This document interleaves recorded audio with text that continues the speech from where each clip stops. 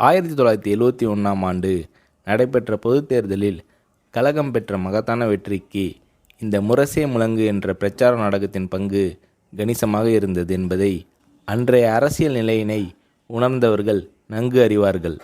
இந்த நாடகம் மக்கள் மத்தியில் பெரும் பாராட்டினை பெற்று வெற்றி நாடகமாக அமைந்தது. எனவே நாடகக் குழுவை சேர்ந்தவர்களுக்கு பாராட்டு விழா சென்னை திருவல்லிக்கேணி பகுதியில் உள்ள ஐசோஸில் உள்ள என்கேடி கலாமண்டபத்தில் நடந்தது. எம்ஜிஆரும் கலந்து கொண்டார். தலைவர் கலைஞர் இந்த பாராட்டு விழாவில் தளபதி மு.க. ஸ்டாலின் அவர்களுக்கு கணையாழி அணிவித்து கேடயம் வழங்கி பாராட்டினார். முரசே முழங்கு நாடகம் தமிழகம் முழுவதும் நடைபெற்று பெரும் பாராட்டுகள் பெற்றது. நாடகத்தில் தலைவர் கலைஞர் வேடமேற்று தளபதி பேசிய போது பார்த்து ரசித்த மக்களுக்கு புலிக்கு பிறந்தது பூனையாகுமா, மூக்காவை போல் இவரும் வருவார் என்றனர்.